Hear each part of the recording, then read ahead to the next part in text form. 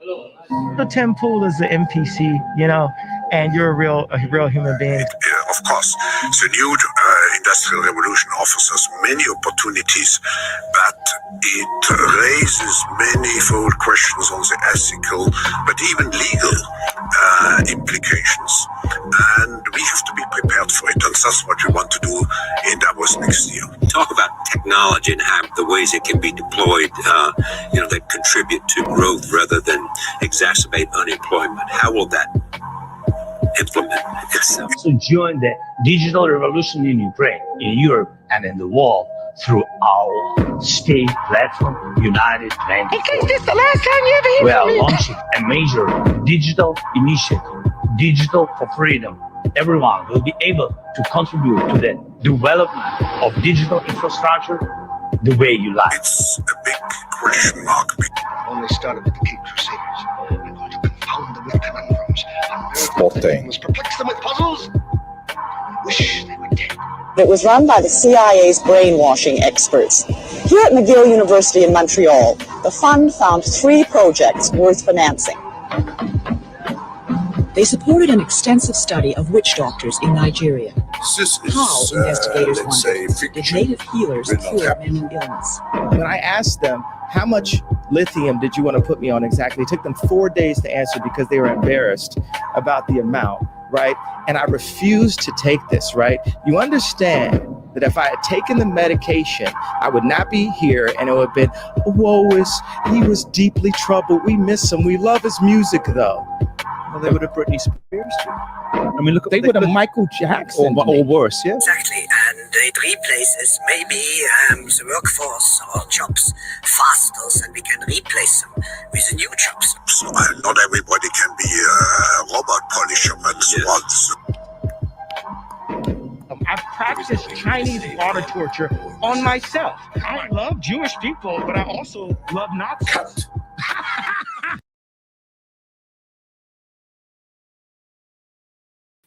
Hey, it's Jose Galison. You're watching No Way Jose. I want to give credit to the person who made that little Twitter video I found. It's at GW0118. So go follow him if you want to support him for doing that. That's pretty dope, I thought. Today we're doing another 4 Ponyboys. So it should be fun when we got Patriot J with us. Got a lot to talk about.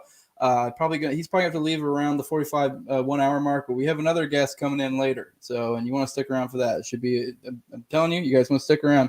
Should be a good one for sure. Just so you guys know, these 4 Ponyboys are not behind the paywall. But if you want to support me, patreon.com/NoWayJose2020. Most of my other content is, although I do release it publicly like roughly a week later. Lowest levels $2, highest levels 20. 20 is my sponsors. My sponsors, Mikkel Thorpe of the Expat Money Show. I have Jeremy, who has an Etsy store, etsy.com/shop/raising liberty. His Twitter's at Jeremy Rhymes. I have Toad of Tower Power Hour. You can follow him at TPH_Toad. You can also go check out our show, Tower Power. Me and him both do together with, basically most of the guys I have here on with me today. And with that, let's go ahead and get into it. Get these dudes on here. Here's TopLobsta. What's up, my man? Hey, what's going on, man? Good to be with you again. Hell yeah. I'm glad to have you here.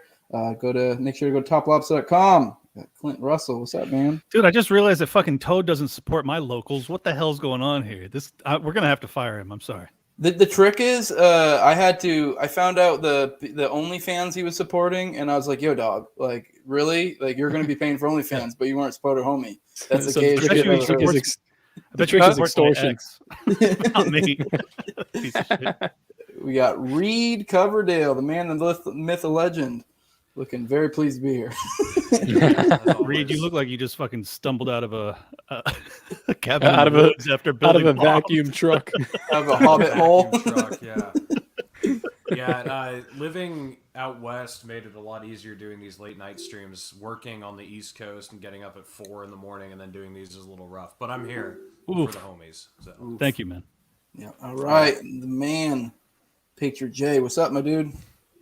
I am the 5th Pony Boy. Ends in the chat. Let's go. Yeah. Go ahead. Sorry. I was just saying, what up, fellas? I'm glad to be here. Glad to have you. This is going to be a fun one for sure. There is a lot to talk about in this day. For those that don't know, can I just recap how he got banned from Twitter real quick? Please. Yeah. All right, because this is one of the fucking greatest things I've ever seen. Oh, you're going to say the word? Are we going to get you saying the word for the first time? All right, well, no, then I guess I better let you guys handle this. No, this is a perfect time for you to use the word. You're using bro, it in tell the context. story. No one can get All mad at you. right. I'll fucking tell it. Just I'm because not I'm gonna say it. I retelling like my Twitter. the He's not quote gonna of a say black it. man, so I'm allowed to say it now. So Joe Biden did it. You could do it. otherwise, you ain't black. All right, so Elon tweets out this. I don't know if it was like an article or something, and he's saying, it's a lie that hate speech has been on the climb since I purchased it. In fact, it's been on decline. Patriot J, being the goddamn base legend that he is, just comments, singular word, nigger. All right, clip it. Everybody runs. Look into the blaze. Stream over. That's it. I still wanted to say it with an A. It's so hard to say with an ER. Ladies and gentlemen, we got him. So anti-racist, the R is just hard to pronounce. It is, dude. It's hard.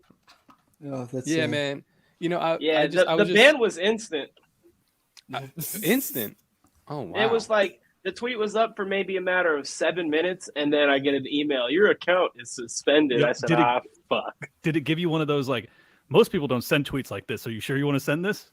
No, it didn't even give me the opportunity to second guess myself. It was fucked up. They were setting me up for failure. Did you send a reply like, look, we're allowed to say this? I know most people aren't. No, dead ass, bro. So I appealed and I was like, look, I'm black. I can say it. It was a joke. This is satirical. I don't think Elon Musk is a nigger. He might be. Did it hurt you to your core to have to use that argument of like, well, I'm black, so it's okay? Yeah, it did a little bit. But you got to play though. by their game or whatever. Yeah, you're playing by the rules. He might not be, but he is an African American. Right. Yeah, I thought we had some sort of African American solidarity there. I guess not. True. I think maybe that's why it was considered hate speech, because you said it to an African. Right, that's true. Black on Technically, black he might- crime is real. He might be more black than you, right? Where are you from? He's like Kenya. Glendale, California. I don't know. Yeah, man, he got you. That's the fucked up part about slavery is I don't know. That's right. I assume Africa? I don't know. Right. Oh, you getting Whoever reparations? was running the slave ships? That's the real question we have here. They're doing that. They're doing Dave that in Smith's California, grandparents. right? It is them though, isn't it? Who is Oh, they? we're going to get into that for sure. Who the fuck is them? So Yo, wait. I wanted to know though, because in California, I heard that they're doing the reparations thing. What's going on? Oh with yeah, I saw that. I guess that because I remember a few months back, Gavin Newsom was like, "We're creating this panel to look at the possibility of reparations," and then so they came out and said like, "Yeah, we recommend about $250K for each Black Californian," which is funny because California has been a free state since I think it was admitted to the Union in the middle of the 19th century. that? So nobody gets shit.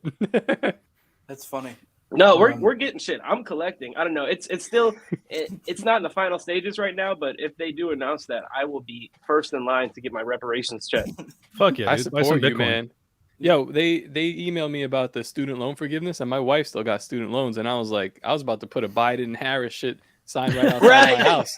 I don't care anymore. Bro, at I this was point. first to sign up for that too. Yeah, then When the your fucking currency's dying, you Republicans take whatever the government will hand out, man. That's just the rules. Exactly. Seriously, yeah, it's all going to shit anyway. I mean, it's like the stimulus checks. You're like, I don't think this is smart, but all right. They're here. I'm not gonna turn it down. Trust me, if you light that $1,200 on fire, it ain't gonna stop the inflation. Yeah. Well, all right, let's get into Twitter. What do you guys think? We still haven't seen any fucking amnesty. It's been over a week. He said it was going to be a week. I know everyone was thinking it'd be like the beginning of the week or exactly a week from, but it's been over a week no matter how you cut it, and we still aren't seeing amnesty. So I'm curious, and I heard somewhere, I don't know how true this is. I think I heard it on a Josh Smith show, Break the Cycle. I don't know where he got this information from, but he said it was something like he actually changed it to it's only going to be 60K like select counts with over 10K following. So it changed from amnesty to that. So Yeah, it was before we go advertised around as the general bend and amnesty. everyone brags about how they all knew that this wasn't going to happen, let me just say you guys were right and I was wrong. I was very optimistic. I thought he was going to let you guys all back on, and I don't know what the fuck happened, to be honest. Like, anybody have any Barry explanation? Weiss. I think he got a call from the advertisers. Yeah. They were Jewish advertisers. I'm not gonna say it. I'm not gonna say it. I was They were hopeful, Jewish. Clint, too. I was honestly, I wasn't. I don't know if I was as hopeful and white pilled as Clint always is, but I was just trying to save face for Reed because he's been looking like this, like he's gonna kill himself for a long time. So I'm like, yo, you're gonna get it back, Reed, and I just don't know at this point, man. Reed's over I here. will bitching. say though, I had an account. It was like my first Twitter account made in 2009. I got suspended in 2017. I think it was right after I posted some anti-Semitic memes or whatever. But I appealed that one, and then in a matter of like 5 days they reinstated it, and then the day after is when my main account got banned. So now I'm back on my 2017 account. Love how we can see Olivia lurking in the background. What's up, Olivia? Yeah, she can't hear us. They're talking to you. They're just saying what's up. Racial Here, slurs. You didn't hear it. I feel like we're on Fox News. Are we on Kennedy right now? This is incredible. Yeah. Oh shit! Now they're really gonna find out with the N-words. Hey, well, Reed made it on and he didn't get busted, so I think we're good. Is she even listening? This is weird now. Okay, he turned up his I mic. dropped my N-word right after I went on Fox News. You know. Oh, did you? Oh, that's a safe. That's the time to do it right then. Yep. Jay, All you're right. muted, just so you know, bro. Yeah, is he trying to talk? I'm so confused. If you're trying to talk, you're muted, Jay. And Jay is so base. He's like, no women are allowed to talk. He muted himself. You literally had me muted the entire time. I'm so sorry. We were very confused. It was just you guys staring at the screen. I was saying how I'm going to tell Kennedy to never allow Reed on ever again. It was, I was about to say I like it when Olivia's muted when she's talking to us more than when we can actually hear her. So, Olivia, I don't think you have to tell Kennedy. yeah, right. Okay, actually, can I say something? I'm like nervous. I'm not going to get invited back on because I reacted to like the Kanye thing on InfoWars and people got so fucking mad at me. Kennedy hasn't said anything to me yet, but I'm just like waiting because I'm usually on like every week, and it's been over a week. So now I'm like, Hey, what was your reaction to it? What do you think of Brad Palumbo? Things. Any thoughts on him? I'm cool with Brad. Like Brad doesn't. No, not you. Your boyfriend. What do you think, DJ? Just like let it all out. What do you think? Reed, stop it, Reed. We're not even gonna go. He's a really, really happy guy. See, that's nice. He's always got light in his loafers, just happy to go. Always biting those pillows. What do you? Just walking on sunshine. Hey, what did you say, Olivia? So what was your yay take? What was your yay take? Yeah. Oh, okay. So I said I retweeted the clips of him, saying Nazi this, Nazi that, and I said I thought I agree with every word. No, I said I took the Nazi stuff to be ironic because in between, because I sat and listened to the whole 3-hour stream while I was doing work, so I listened to the whole thing with context. And so in between all that, he was saying I love Jewish people, I love everybody, and so he was saying I love Hitler, like I love the Nazis, I love Jewish people. I took it as like a pretty like he took like the Christian worldview, love everybody, forgive everybody, like Jesus did, literally. And I'm not even like super religious, but people who are like Christian and Jewish were responding to it like that's not what you're supposed to do, but from my understanding that is what you're supposed to do. Maybe he said it in the wrong way, but there was actually a lot of people with Ukraine flags in the bio honestly were retweeting me, calling me like a Nazi supporter, so I was like that's but depends on the Nazi. Yeah, but like honestly, like all like, and they wouldn't know Nazis if they were them. Yeah.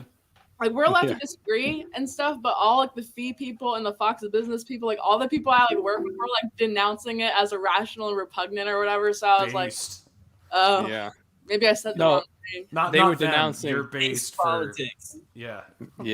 You're being real. It's so clear that he's just on some like hardcore love your enemy Christian shit. And if anyone wants to, I don't think he's anti-Semite. I just don't. I honestly think he plays with it. I think it was like one of the most heroic things I've seen in a long time. I know that may sound fucked up, like especially, but when you understand the context of a lot of stuff he was saying, I'm not saying like in a like hate all Jews way, but if you like understand or what it seems to be he's saying, if you give it the most favorable interpretation, which is what you should do if you're a rational actor engaging with other rational actors, if you're just looking at clips and going, oh my God, he loves Hitler, It's like, okay, but what does he mean by he loves Hitler? Like, what do you mean by that? Now, if you're just taking the service level interpretation, like, then no, you're just a smooth brain and you really should be disregarded anyways, honestly. Yeah. Like, that's my take. But, like, as hard as he's going and the shit he's dropping and how he's not backing down, and honestly, it's fucking hilarious, too. Are we gonna pretend as if like we would have highways if it weren't for Hitler? I mean, it's so obvious that the guy gave us such good shit. Like, come on. My God. I specifically like the juxtaposition. Yeah, get out of here. Later. Bye. See you on Fox News, maybe. It's like Eric July says, like, there's no way we could have come up with any other flat space to get from A to B. So you had to have Hitler. Take the good with the bad. I'm a fan of the juxtaposition that Kanye put all these dumb people in, because the argument from Tim Pool was that he was generalizing people, right? So he just took it to the nth degree and he generalized completely. And then he basically handed it back to them and he was like, well, now what? But they can't handle that like the broad. So they didn't like that he was like broad and sweeping on the Jews. And then he did the same thing with the Nazis. And it's just like he just short-circuited them because they're all NPCs. So to me, it was genius. It was also like shit posty, which I'm a fan of. It was brave. It was stuff that like you're not going to see anywhere. That's why we kind of all met through like connected through like maybe like a Gas Digital kind of comedy scene, right? Where offensive comedy. That's offensive comedy where you touch the third rail. And you just keep on touching it. You're daring somebody to call you. Honest to God, I don't know how anyone watched that interview and didn't laugh like as hard as they've laughed in a very long time. Because it was like I watched it twice. When Alex was like I just want to be honest, I'm not a fan of Hitler. He's a bad guy. Killed a lot of people. And then like they're like, we're gonna take it to commercial break here. Make sure you pick up your dick pills. And then Kanye's like, I like Hitler. Actually, that's one of the funniest moments in podcast history. And I don't care what anyone says. Like, yes, Hitler sucks, and yes, the Nazis are bad, and yes, that was one of the funniest things I've seen in my entire life. I'm just and he pulled up to the studio with a net and a bottle of Yahoo. Like, that was golden. Which is genius. Like, I don't know how, like, I don't know, it's just such genius, like, I don't know, the juxtaposition, like Top said, of all these different elements coming together just makes it this weird, beautiful cacophony of things. Like, and did you guys read that thread? Clint kind of reminded me. I have it actually up here. I don't know. I didn't know if we wanted to go through it.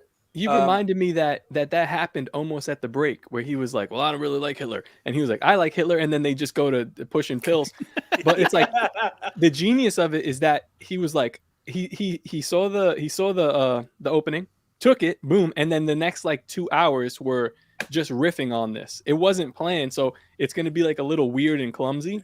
But it's like he saw that, bam, and he just went with it, and that's why he's a billionaire. Real quick, what is this thing he technically she's talking didn't, about here? because he did. He said it something. He said He at one said- point 6 million did not die. He didn't said- deny it. He simply denied the number. No, so he didn't deny the maybe he did number. altogether deny it, but he denied the number, which He said is like. He said it wasn't accurate. He said there were some things in it that we need to look at, and I agree. What he said is the Holocaust is not what happened. That's what he said, I think, verbatim. I think he said 6 million, but I don't know. Either way. No. He said the Holocaust, he said, we got to stop vilifying the Nazis. The Holocaust is not what happened. That is. And then I think on that recently released Gavin McInnes interview, he basically told the Jewish people to let it go. Yeah. Whoa. I mean, he literally said, Jewish people, let it go. But in different interviews, he's also said that, black people need to let go of their hatred for their slave master. Yeah, and I was like, yes. that's pretty based, It's like consistent. at least he's being uniform. Yeah, I mean, it's coming from a Christian perspective. It's all about forgiveness. Like, It'd be less awkward if he was not wearing a Nazi uniform, but whatever. Yeah, I mean, it's all about forgiveness, and then also even just from a pragmatic thing, what use is like holding on to these like well over half a century or more transgressions? Like, I don't think anyone's made this point yet, but I would like to bring it up. Yeah, what value has there been in our never forget mentality when it comes for 9/11? Like, I think there really is something to be said for like moving on. Like, because all of the responses that we had to 9/11, give me one that was positive. We got to kill all those brown people. Yeah, well, yeah. from Kanye's perspective, maybe We that's a got good thing. Great January 6th memes, Clint. That's the best thing that's come out of Never Forget 9/11. It's a great point. It's a great point. It's kind of like It woke up a lot of people, like, which was probably an unintended side effect. Yeah, right.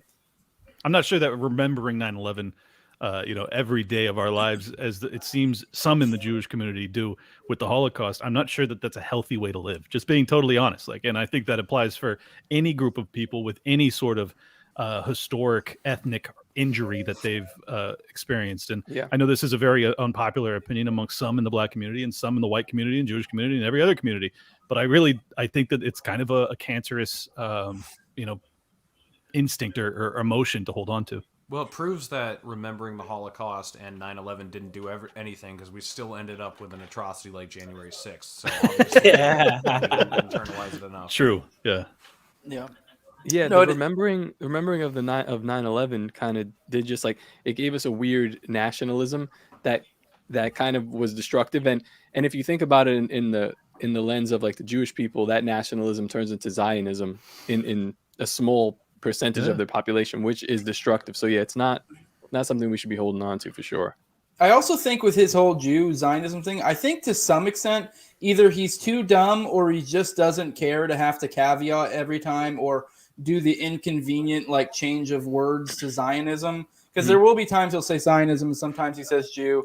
I know there was a clip that came out from Gavin McInnes recently where like a lot of people are pointing to that, but I can even don't get me wrong, he could mean the worst possible thing by it, but I even can kind of semi-justify that from a Sowell perspective, like Thomas Sowell. Like I know there was that Gavin McInnes one that came out where it's like the idea, Gavin McInnes said, essentially black people have a higher tendency of crime, but does that mean, I said, but, normally what I do is whenever I meet an individual, on an individual level, I approach them from a blank slate. And he's like, do you do that? Like, I get the Jews, like maybe percentage wise are more likely to do this or that, but do you approach each individual Jew with like a clean slate? And he goes, nope. And a lot of people are upset about that, but Sowell made the point at one point that it's also one of the funniest answers you could possibly give. Right. Yeah. The idea that you approach any individual person from a clean slate is don't get me wrong. I think generally speaking, applying like their ethnic category as like some sort of major imperative of like how to determine how they're going to act is generally kind of silly. But I mean, even just like when you meet a person on the street, their body, like their body language, the things they're wearing, you immediately have your pre-assumptions and you have your guard up. And if anything, it's on them to make you, determined to think otherwise. So like the idea you approach any individual person from a clean slate is kind of silly. Like I know it's like individuals and things, but I look at Kanye's psychology from a different perspective now. We're in post-persuasion America, where no matter what you say, somebody's going to infer whatever they want to think on your thoughts or speech anyway. So you might as well kind of just say the most abrasive thing. And the people who get it, like we do this shit all the time. The people who get it. And then you're galvanizing your side. That's true. So, but I do disagree with the assertion that it's totally post-persuasion. I mean, there are people that are waking up every day and there are people that are reachable, but I will grant you, it's not as many as I would like there to be. I also think and even those people, the post-persuasion mentality that Tops kind of get at him is this weird kind of conundrum where it actually, I think in a weird way, a lot of times becomes persuasive, like kind of like what LPNH did with that like Happy Holidays thing and like got huge results. And then like, I don't know how in touch all of you guys who know we're podcasters and we're kind of sometimes in our own little bubble and don't interact with the normal world. But I know I have like a normal job and I have friends with normal people. And the seems to be the take I'm getting from normies is just like, holy shit, like I get it, dude, seems crazy, but look what they're doing. And like in the idea, they're like, this is silly. Like, what are we worried about? That we're going to do another Holocaust? So what if he doesn't like Jews? Who gives a fuck? And that's like the main vibe I'm getting from, maybe it's just the crowd of people I run with, but the normal person isn't like, oh my God, oh, how dare he? It's like, wow, this guy lost $2 billion and they are like just running him through the ringer over him just being a crazy person. Like, whatever, let him be a crazy person. Who fucking cares? Like, that seems to be the vibe crazy, of most though. people. I'm offended when you say that. I don't think he's crazy at all. But well, the normal person, but before the Alex Jones interview, I was talking with a guy at work, and he was asking me, so what's Kanye getting in so much trouble for? And I said, well, he basically said like the Jews control Hollywood, and he was like, but they do, don't they? And I was like, yeah, basically. I mean, like, yeah, no, basically. Well, see, that's the thing that it does strike me as largely performative, the outrage. It's like Kanye West has been saying pretty wild shit for 25 years now that I've been following him, and I'm a huge fan of Kanye West. and he has said very, uncomfortable, off the wall shit his entire existence in the public eye, and it really only became a problem when he started talking about one group. And it's just very difficult for people, anyone that's even remotely thinking, to not just go, why is this different? Whatever your opinion is about individual Jewish people is really irrelevant. It's just his treatment. What's occurring to him is extraordinarily different from any other time that he's ever said anything that's off the wall. Why? People are asking themselves that. I'm not sure if I was a Jewish person, I would want people to be asking that question, because it starts to, sow the seeds of discontent and concern and questioning and all sorts of stuff like that. And for that reason alone, I wish they would leave Kanye alone. I think it would be better for everybody if they just said, this is one dude. He's got his own opinion. We can disagree with it vociferously, but we don't have to ruin his life. How about that? I don't know. Any thoughts? Anyone else? Patriot? You've been quiet for a while. I've been trying to figure out how I can come off as not anti-Semitic, and it's difficult. I want to keep my job. Right. It's difficult. Just say it like you're joking. No, because even put a black mask on. That's it. I'm gonna end up on the timeline like the last time. Oh yeah. Hey, wait, is Brad Palumbo Jewish? Palumbo is. He's got Italian, big right? nose. I don't know. Italian. Jesus Christ. Okay. See, I love this I'm guy. joking. All right, let's talk about something that you. I'm sure. I know. The moment I was like, I gotta get Jay on here is when Trump announced, and a million things have happened since then. Dude. So I'm gonna let you go because you were so excited. I don't know if you're genuinely a Trump supporter. I would say between the choices we have, I guess I still kind of prefer Trump as much as I don't really care for him. I'll say I'll start off with the fact that I feel like it's very good for my career that my Twitter account got suspended the same week that Donald Trump goes to dinner with Nick Fuentes and Kanye West. But I was like, nah, because for me, it feels like Trump's been running all year. We knew he was going to do it again. He always hints at all the rallies. First of all, it was very unprecedented for a former president who lost to continue to do these rallies and have people show up in big numbers. So based off of that, I knew he was running. And then he formally announced, I was so excited. He teased it like it was going to be a world-changing event. He was talking about, I hope that the night before he was saying, I hope like tomorrow's going to be one of the best days for our country. I didn't know what was going to happen. And then he announced he was running, and then he did a boring ass speech for like an hour, dude. I was like, what is going on? He sounded like a very, very much like a politician, which is not the reasons why I support Donald Trump. I supported Donald Trump because he was a maverick, if you will. He was kind of like a coming in, breaking everything, not giving a fuck. And now it seems like he wants to play the politician game. It's a little disappointing, but I mean, we're only in the first month or so of his candidacy. Hopefully he can become a little more hardline as the campaign goes on. But I think I think Kanye's candidacy will hopefully force him a little bit to the right, because I know that Kanye and Ali, when they went on InfoWars, were talking about the January 6ers. And then next thing you know, Trump comes out with this video statement talking about the January 6ers, even though he didn't do anything to potentially pardon them while he was in office. So we have Kanye hopefully being able to push Trump a little bit more back to the right where he started. But yeah, I was really disappointed with his speech. I was hoping for a moment where he would call them like rapists and criminals again. But all we got was like, I love Mexicans. Look at what we did for the black vote when I was in office. Don't you miss me? Well, you know who wrote that speech? Who was it? Don't tell me it was Jason Miller. It was Jason Miller. Yeah. How much credence do you put in who he's surrounded by? How much say do they have on his campaign? Because the last year and a half, 2 years of his presidency, and the last 2 years have been fucking whack. I'm not a supporter, dude, but I'm bored. I'm bored by him. Straight up, no, for real. There's no energy, and we like Trump because he's got the energy.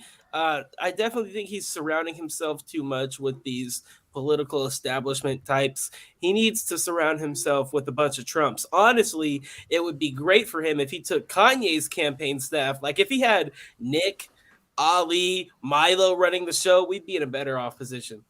I'm unironically here for it.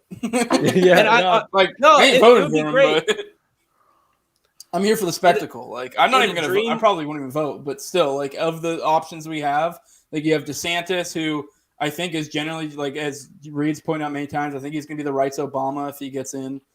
You like Ye ain't gonna make it, but maybe between Ye and DeSantis, he pushes in the right way. You have Biden, maybe Kamala. Like maybe, I mean, I would prefer, honestly, and a lot of people might have said this, I'd prefer to keep Biden or Kamala as opposed to fucking DeSantis, because DeSantis is going to have this role where he's going to suck in the right to buy into his bullshit. He's going to be a war hawk. He's going to suck. Yeah, cool. He was great on COVID. And then, like, at least it's the kind of same idea with the Fetterman thing. It's like, you know, if you have Fetterman or Oz, I unironically would prefer Fetterman because he gets to be this shitty face of democracy. And like, look how bad they suck. Guy, 100%. Yeah. Like, I honestly, I'm not joking when I said I would have voted for him if I lived in Pennsylvania. 100% would have voted for that guy. Yeah, because I mean, the other choice was Dr. fucking Oz. Yeah. Exactly. Like, and it's kind of the same way I see with that. With if it's between DeSantis or Biden, like, I mean, yeah, I know everyone loves DeSantis, and I want him to stay in Florida. I think he's a great governor. I think he's awesome, but I think he'd be the worst as, you know, the By the executive way, of the guys, federal the government. balance of freedom is hanging in suspense right now as we're finding out, I think tonight, if Herschel Walker is going to the Senate or not. Everything rests on Herschel Walker's shoulders. He is the savior of That's the United fate of States this of America. country. Literally. I think I know I just saw a projection from Dave Wasserman with the Cook Political Report. He projected that Warnock was going to beat Walker. No, I don't even care for policies. I just mean it would be hilarious if Walker gets in there. Oh, it would be funny. Imagine him reading on the Senate floor. Dude, him and Fetterman Imagine getting him into reading? an argument. Oh, my friend down in Georgia, I was telling him, like, I hope, I hope Walker wins. He's like, no, dude, have you heard about the abortions? And he was telling me, like, all these scandals or whatever. It's like, you're not helping your case for me to not want him to win. Like, this is all great. This is making it funnier. Right. Well, another thing I want to talk about, unless someone else has something to chime in on that, I know the big thing a lot of people are freaking out about right now is Trump proposed suspending the Constitution. And I find it, don't get me wrong, I'm actually not assuming his claim is true. Like, say, and we've already said enough to get this stream taken down, but I guess I'll try to dance around the wording. But assuming his claim is true, which I'm kind of up in the air about it. It wouldn't blow my mind if it was true. It wouldn't blow my mind if it wasn't. I don't really have a strong position. But assuming it's true, it's kind of like, all right, well, what do you do here from a constitutional perspective? It's like, you have the wrong person. I'm trying to figure out a way to word it without saying it, but whatever. The idea is like, what do you do? Like I guess constitutionally speaking, like procedurally, it's off, and it's like I wouldn't. And I'm an anarchist, so it's like I don't really care. You're not going to offend me that much by breaking the Constitution per se. Now, if you're actually infringing on rights, I have an issue. You don't have a right. Like, there's no natural right to have this president or that president. I don't give a fuck. And I don't really feel like it, like, in any crazy way other than all the other shit they've done, really undermines the Constitution. Like, I find it ironic that most of the people who are freaking out about this are the same ones who are pushing all the COVID mandates, which legitimately infringe on actual natural rights and the literal first enumerated thing in the Bill of Rights. So, like, the idea that it's like you would be outraged by that when, and I get it, they're like, oh, this is a big lie. But, just put yourself in his mind for a second. What he's proposing is, hey, I think this was wrong, and to rectify it, we'll do this. So you're taking his initial assumption of that it's wrong. Like, obviously you can be against it because you don't believe that initial assumption, but to act like it's outrageous from, like, why would he dare to break the Constitution? It's like, okay, well, you know why. Just in the same reason you knew why with COVID.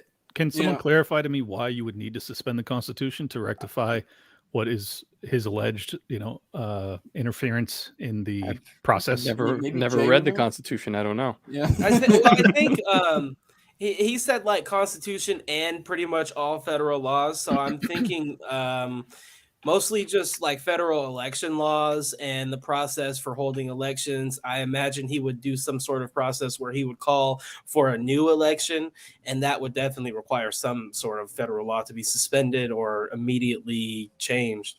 Yeah, I just think like the language of suspending the Constitution is not advisable. You know, like no. When he said that, that shit was lit. That's the Trump I like. The Trump you don't know what you're gonna get. Yeah, all of a sudden, he's just on True Social talking Twitter about suspending Trump. the Constitution. Exactly.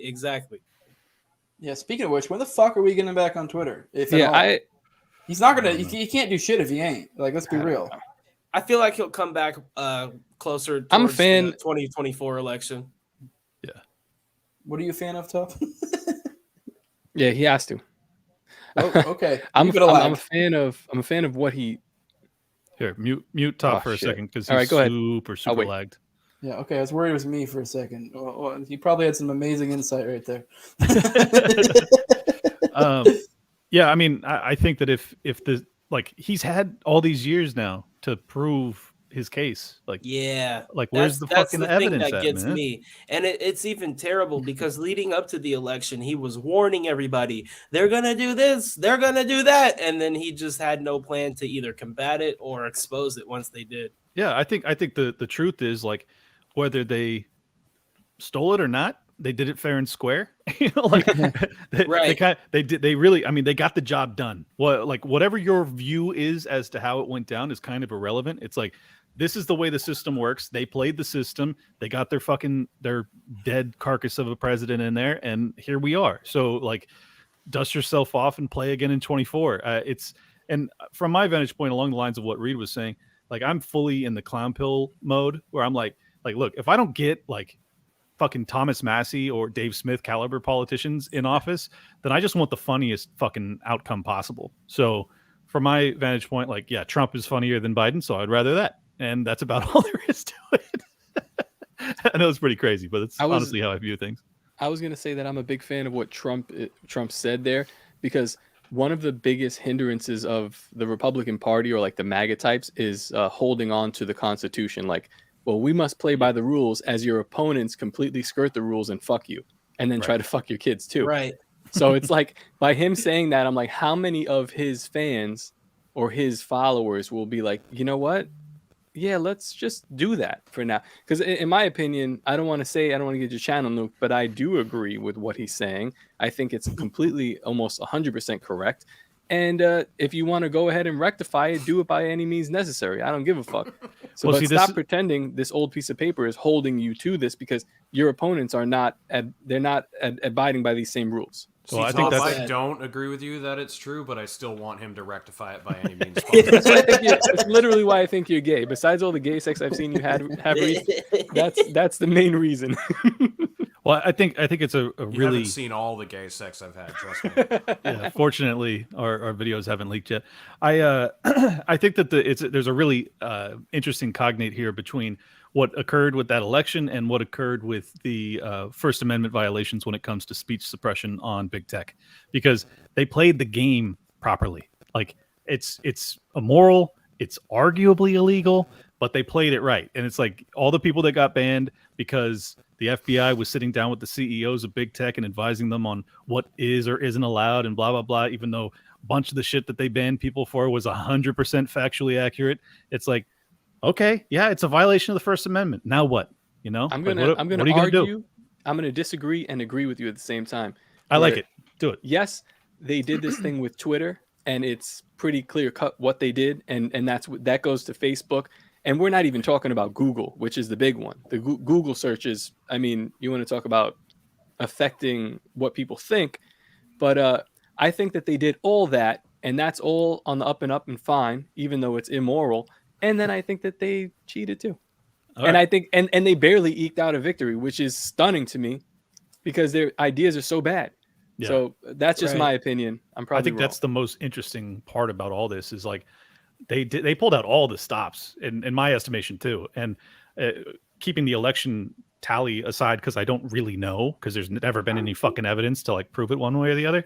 I mean, the manipulation that they had when it came to speech suppression and algo manipulation. I mean, you just had, we're also not allowed to talk about this. Jesus fucking Christ, this is challenging. But there's watch me on Odyssey, all right? Yeah. There's a country he's like disintegrating.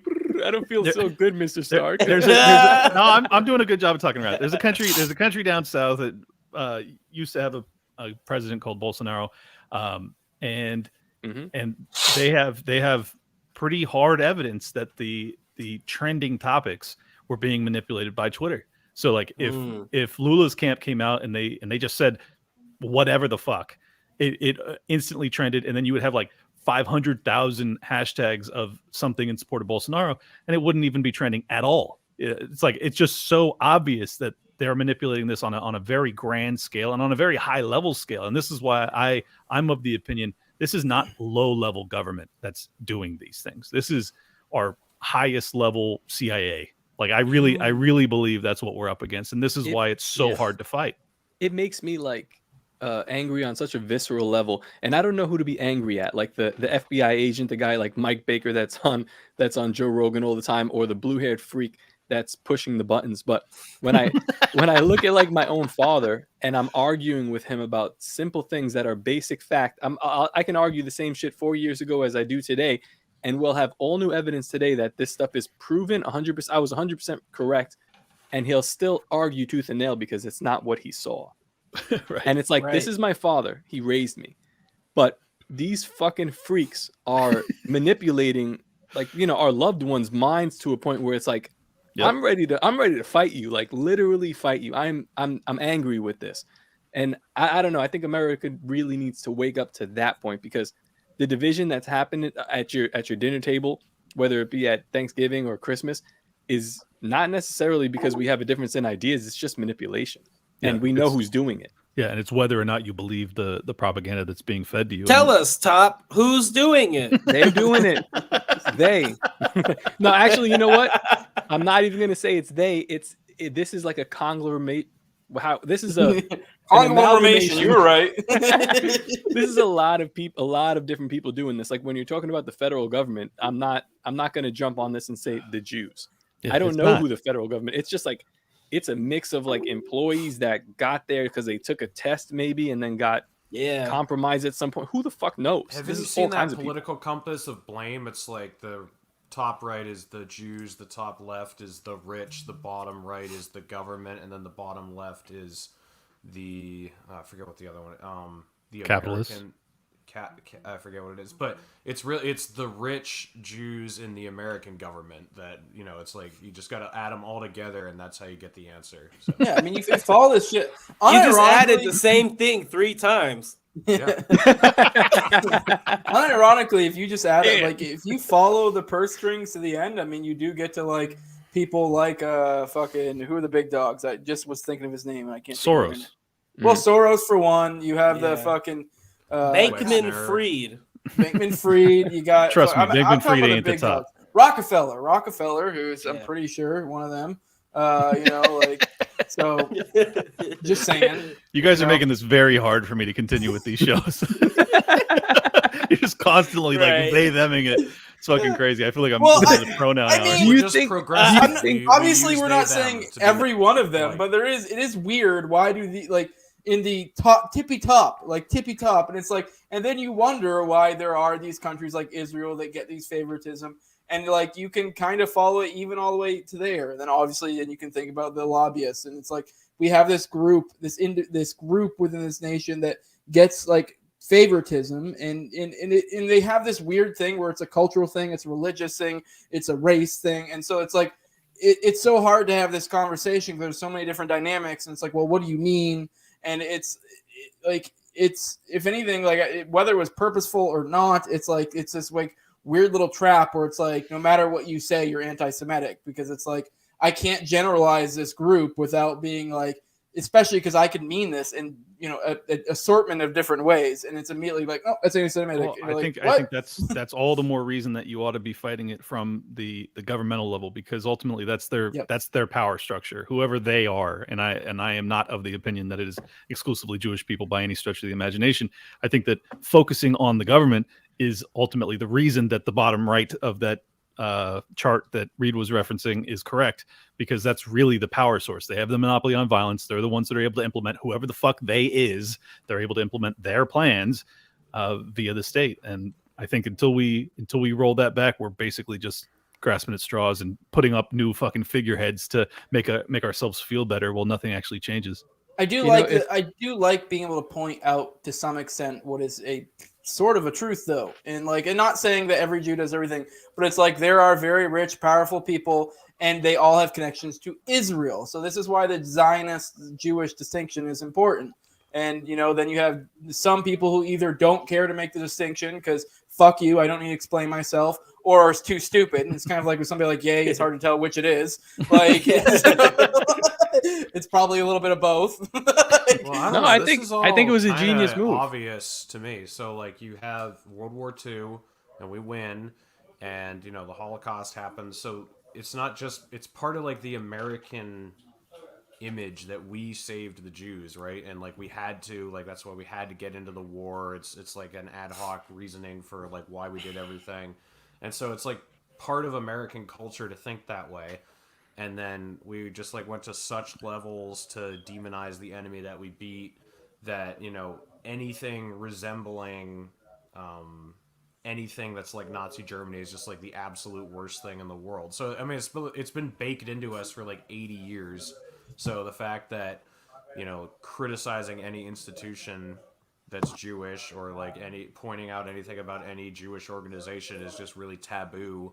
I don't know. I don't think it's that weird. Like this is the thing. I don't think it's a conspiracy. I don't think it's like some weird phenomenon. Like to me, it all just kind of makes sense. And the only thing that's weird about it is that you're not allowed to point it out, and you just get unpersoned if you start talking about it. Well, what I think is interesting too is that the evangelicals in America, because of their belief system about the whatever it is, Revelation and all that shit, like they support this in their own religious viewpoint. So like you have a lot of people that are driving in this direction that are not Jewish at all, obviously, and but they have the same fervor to defend that nation at whatever cost, at any cost. There's a lot more of them. There's a lot more Zionist Christians than there are Jews in the United States. So I would say so. True. Every church, every Pentecostal church that I've been in, like usually dead center, they'll have the American flag.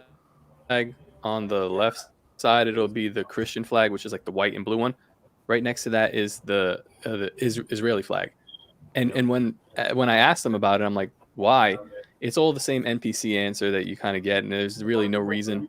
I even go as far as to say, well, who's to say that that this is the same? These are the same Jews that are being spoken about in the Bible, or who's to say that this is even the same Israel? Like it's the name. Oh hell yeah, Black Israelites, let's go! It sounds crazy. We was Jews. I'm not saying that the blacks was the Jews, but I'm saying like I like to plant that. Nah, that's seed what you're saying, bro. You're the chosen people, PJ. What can Jay, I say? do you think you guys were? Because I have no fucking clue. I have no clue either. I haven't dived into that rabbit hole, but because there are a lot of people who think we are, I'm inclined to support my brothers. I just love the base energy that comes out from of them. solidarity. Right? They literally shout at people on the corners. Like, dude, that's awesome. That's shit posting in real life. It is so funny that Kyrie is like basically it seems to be some sort of Black Israelite, but they're mad at him. He's like the most polite version of one you could possibly get. No, but that's how I know. I know people don't pay attention because Kendrick Lamar had like basically an album dedicated to being a Hebrew Israelite, and nobody batted an eye. Yeah, I don't see why it's offensive, to be honest. Like, yeah, okay, so like if we think that we're you and you're not us, and right, it's offensive because who gives a fuck? Because maybe it's true. Maybe it is true. But here's my question. If the Catholic Church took out a bunch of books from the Bible that we know about, like pretty important books that describe like the Anunnaki, let's just say, or things like that. Dead Sea Scrolls, yes. Yeah. What else have they changed? Like once you lie to me about something, I don't believe pretty much anything you say. So now it's all on the table for me to doubt it. So I don't know why they added in all that shit about kid fucking. You guys know of Ham's curse in the Bible. You have Noah, and then he had his son, and Ham was the one who caught him drinking, and they gave him, it was Ham's curse. God cursed him. I know there's like these like kind of borderline racist interpretation where a lot of people, I remember hearing this growing up in the church, where some people took the interpretation that Ham's curse was he made him black. Maybe it was the exact opposite, and they were black and he made him white, and that's the whole Jacob bullshit. Like, if I wanted to subvert history, I would do exactly that. Yeah. Right. Well, Patriot, you got to get out of here, don't you? I do too. Nah, I'll hang around for like 10 more minutes. Oh, yeah, cool. All right, We're talking about Hebrew Israelites. Yeah, I figured you were waiting. Like, when can I get the fuck out of here? Reed's got to I'm get gonna some sign sleep, off though. though. Yeah, I go guess. ahead. I'm All right, like, see you, bud. I'm fucking. Night, Reed. Drop plugs, right? Happy holidays. Every time I say that this season, I'm just gonna think of Micah McCain. Yeah, just read Coverdale Naturalist Capitalist. Go look it up. Peace. Happy Hanukkah, brother. See you later, brother. Thanks. All right, let's talk about Ye getting nuked. With thoughts. There's a lot of Oh conspiracy yeah, angles, dude, that was fucked up. So I feel like that's another decision that was sparked by the advertisers, because like I think the day after he tweeted like, "Thanks advertisers for coming back to Twitter." Honestly, it was bullshit, and it seems like Elon Musk is just running the app based off of his personal feelings. He said he wasn't going to let Alex Jones back because he hurt his feelings or whatever, and then he was in a Twitter space talking about how he wanted to punch Kanye, but he banned Kanye for incitement to violence. You're literally talking about how you want to punch a black man for posting a picture of a symbol. That's not incitement. I don't know. Let's explain what the symbol is too. Yeah. The symbol is from a fucking cult that believes that UFOs landed and like that's where civilization comes from. So he's basically co-opting some other iconography that has nothing to do with the Nazis at all. I mean, to be fair, maybe it was a troll on his part, or maybe it was just he looked up Star David swastika in Google. Like, No, it's hard to tell which it is. No, But it's too brilliant. It's too brilliant, Jose. Like, there's no way that he coincidentally gets an icon from another religion that has nothing to do with Nazism, and he puts it up there just to test the fucking waters. Like he's like a raptor testing the fence, and the fence lights him up, and he's like, "Told you, you fucking idiots!" Like craziest thing, the conspiracy theory that Jose presented to us about like Mars and like sending animals to Mars. Well, and shit, the like, Raelians believe the Raelians, which is what this cult is, believe in a lot of like kind of like a lot of like biblical stuff and different religions was like a misinterpretation of like a rudimentary people that didn't understand. It was really ancient, like aliens, like kind of like a ancient alien theory, like the shit you would see on a History Channel, like that kind of stuff. And they actually believed because they showed the ark. It was like I forget what his caption was, but essentially it was them picking up animals to bring them to Mars, is what he said, like as if like the Ark type thing. The Raelians believe that like it was the aliens, the Elohim is what they were called, that brought him up. By the way, this is the largest UFO cult there is.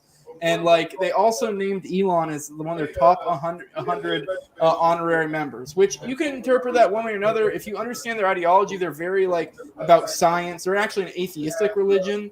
Like, and so it would make sense Elon would be on that list, but it is like there's a lot going on here. A lot of like, if you're getting conspiracy minded, you connect a lot of dots. You're like, oh fuck, like he like the day or two after he got like Ye got kicked off, he posted that weird like Mars like taking the animals to the Ark. He did. Mars thing. I was like, that was fucking weird. Yeah. That was really, really weird. Even weirder than that, I don't think he was kicked off for that symbol that he put there where he said love everyone.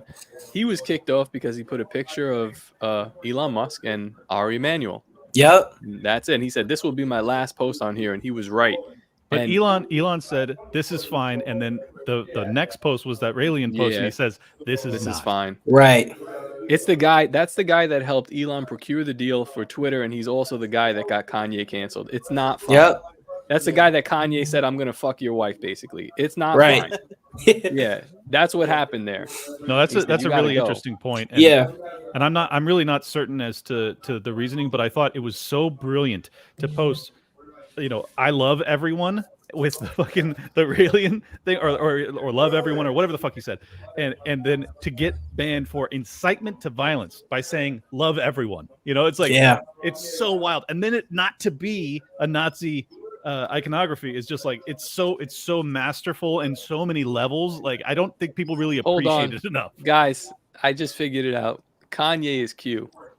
That's it, dude. Hey, low key, I've held that belief for like a few years.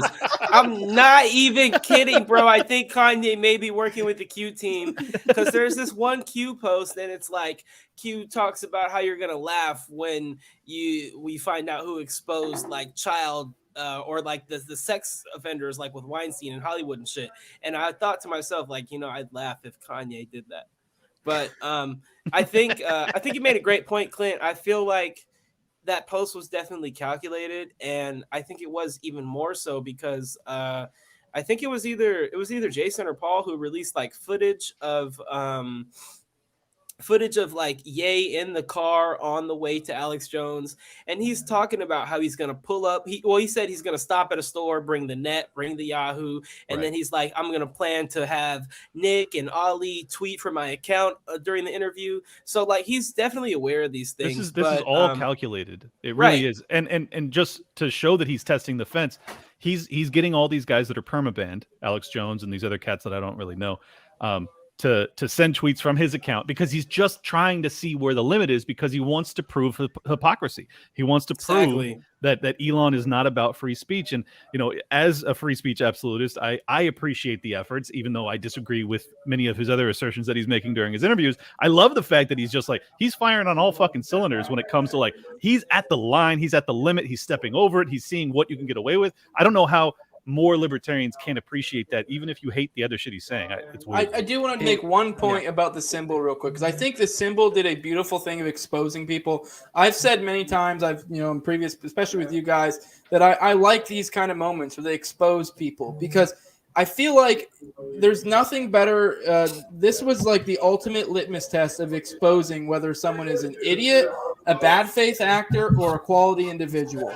Because if you show someone that tweet of that fucking symbol and the thing that says love everyone, and you ask them, hey, what does this mean? And if their instant thought was, this is just offensive, this is the worst thing ever, blah, blah, blah, blah. If you can't interpret that in like a different way and be like, okay, maybe this was misguided, people are going to take it wrong, but you can't understand the intent of that was clearly juxtaposing, two entirely opposing ideals and being like, hey, we need to come together and move past prior wrongs and learn to love each other. Like, if you can't interpret that way, you're not going to make it. Like, you just ignore your ass. Like, fuck you, block, move on, whatever, So I think what Top said about the Ari Emanuel post getting him was really true, because at first Ye posted that he got a 12-hour ban for posting the symbol, and then next thing you know, a few minutes later, his account was entirely gone.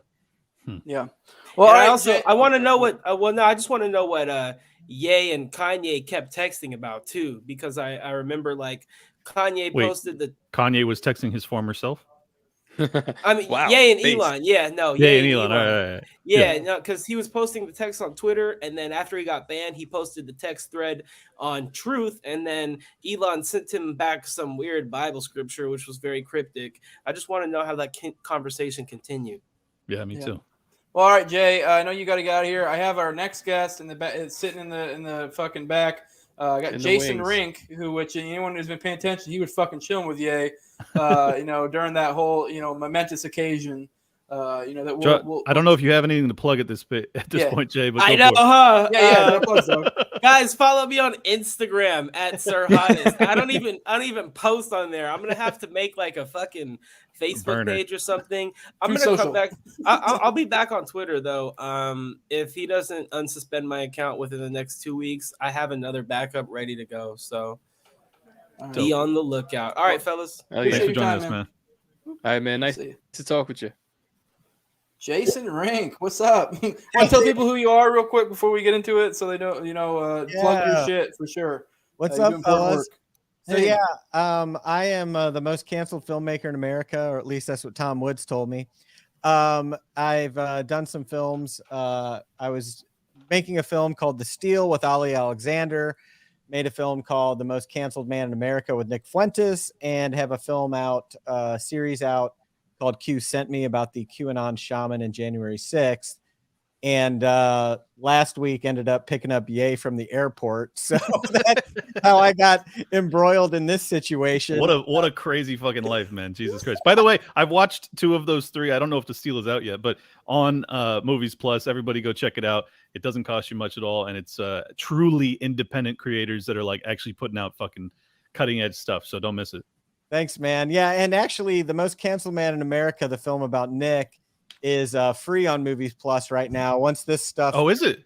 yeah, once this stuff blew up, we were like, well, hey, we want to, people were like, we got the domain whoisnickfuentes.com and redirected there. And so 10,000 people have watched that since this thing happened. And that documentary is awesome, by the way. Like I didn't know anything about the kid, and I would be totally honest, I still don't really like him all that much.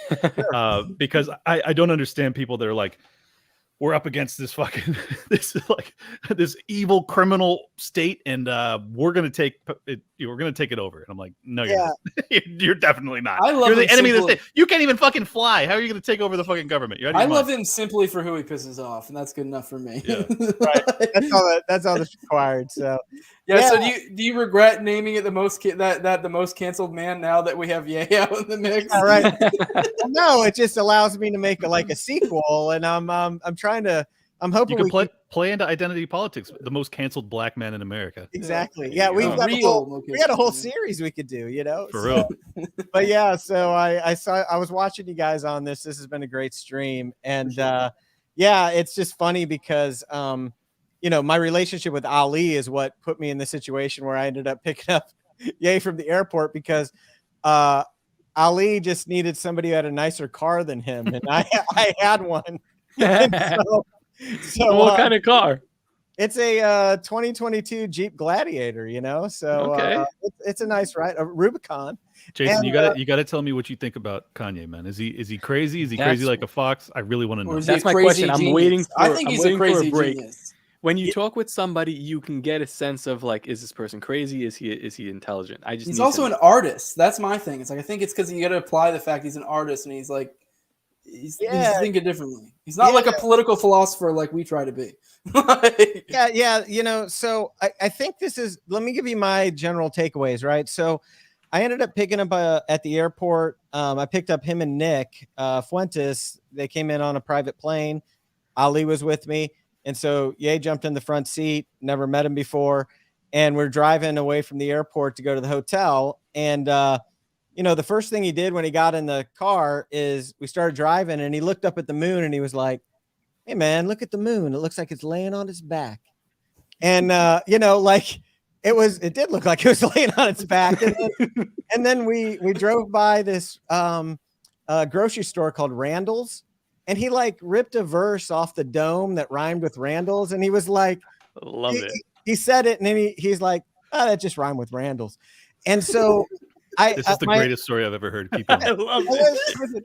My first experience with him was like he's unconstrained creative energy, right, man? He's like he's thinking about things. He was talking about other things that was going on about with Ali and Nick, because they're in the back seat and they're strategizing like what they're up to and the show tomorrow and everything.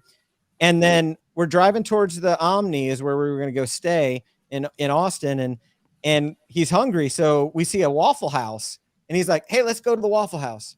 And of course I'm like, "All right, yay, let's go to the Waffle House." So we turn in, and he didn't have his mask on, but he just threw his hood up, and he's like, "All right, let's just roll in." So we roll in, we all sit around this booth at a Waffle House, and like in 20 seconds, the waitress recognizes who he is. And he immediately realizes, like, within minutes, people will descend on the Waffle House once the word gets out that he's like rolling there. So he's like, "All right, let's get out of here. This is a bad idea." So we jump in the vehicle and we go to the hotel. And I hung out with him for a couple hours. It was me, Paul Escondone, my filmmaking partner, Nick, Ali, and Ye. Got to listen to him talk we were there till like 2:30 in the morning or whatever it was. And he was talking about a lot of things, man. And it gave me, this is my first time I ever met the guy, and I'm listening to him talk about, what his ideas are politically, what's going on in his life, like the things that he wants to talk about. It was even that night he talked about how he wanted to get a net in a Yahoo or a Yoo-hoo. And like that. Did he reimburse you for that? I know you bought that. I did buy it. And it's funny, I do not have that net now. He took it with him, so I'm gonna have to bill Ye for that. Did you drink the Yoo-hoo? I hope. Yeah, no, it's not. I don't know where it's at, But I think so to the question of, well, and then let me finish the story. I picked them all up in the morning. We drove to Alex Jones. I was in the studio when it happened live. It was totally like unexpected. Nobody knew he was going to keep the mask on the whole time. Like that was news to all of us. And the interview went how it went, and then he went one way and I went the other way, and that's the last time I saw him. And so, it was my relationship with Ali that got me into this whole thing. And I knew Nick, and they have a trust for me, obviously, because of the work we've done together. And so, as I've been thinking about this, like, I've got a few thoughts. Number one, I think it's an interesting blend of performance art. I mean, I do think there's a dimension of that going on. Like, no doubt. We saw the mask thing happen, and during the interview, like Jones between the breaks was trying to get him to take it off, and he wore it the whole time. Like the whole time he met Jones, he shook his hand at the front door and he had the mask on. And when he walked out the door, he had the mask on. And on one hand, it seemed like that's bizarre. And then on the other hand, it's like, dude, this is meme like central, right? Like it's true art, because like the way he explained at the beginning is he kind of alluded to possible interpretations of it, but the way he presented it, it was like art in the way that you can interpret this in multiple ways and however way you want to. And I don't know, I was like when he started off with that and talking about the mask, I was like, I don't know, maybe there's a creative aspect in my mind that maybe there isn't in some of the libertarian artists. For me, I was like, that's kind of weirdly beautiful. Like, it was art. Someone on Twitter commented about Kanye's performance, and they said, I don't care if you saw this and you didn't like it, because it's like you sitting and watching freeform jazz and then walking away and saying, I didn't understand it. It's like, well, that musician's a fucking professional, and they learned all these rules to break them.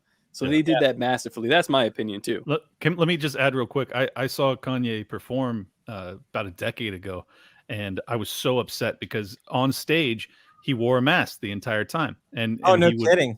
Yeah. And so this is like, to me, this is not something that was unusual. I know this is something that he has done throughout his career, because there's something that he wants to do in terms of like putting an emotion into the crowd. Like, even if he's like separating himself from the message or the music, like he's on a different level. I'm not saying he's right. I'm just saying he's on a different level from the average person. And I think a lot of people struggle to grasp that. So when you see him, you can come away with like a totally misinterpreted, or perhaps I'm misinterpreting. I'm not really sure. Yeah, and it's interesting because it's like, to say, so number one, he's not mentally ill. Let's be clear about that. Like, that's not what's happening. But mentally ill, white supremacist, racist, Nazi, misogynist, those are all terms used to take somebody and say, hey, do not engage with their ideas or anything they say. That's what those are used for, right? And so, the other thing is that when he got canceled, right? Like, he put out a video a couple weeks ago where he was like, I was a billionaire and then I couldn't use Apple Pay 4 days later, right? That whole thing got him to understand like the depth of the cancellation, lack of free speech. And so I think he sees himself as somebody who's like running headlong towards the sacred narratives and this whole cancel culture thing, and like is a free speech martyr, maybe, right? Like, he's bingo. He really cares about it. And one of the reasons, like, I think he likes Nick. I mean, there's a lot of reasons actually to like Nick, frankly. I mean, Nick is actually funny and interesting and a pretty nice guy. But he's like the most canceled man. He's been shut down for what he believes. Ye's felt that. Ali's the same way. Alex Jones. It's crazy. I was like in a room with like some of the most canceled people in America, and he cares about this issue. And so I want to say one other thing about the interview. If people go back and listen to the Alex Jones interview, which most people have heard sound bites, it's a 3.5 hour interview. It's interesting because it's about 26 minutes into the interview. Jones is going off and he's like, George Soros, when he was 14 years old, he confiscated things from the Jews in Germany. And then Arnold Schwarzenegger, he said he loves Hitler and he got an award. What do we need to do for the ADL to give us a card to send Jews to the camps? Jones is going on this whole thing.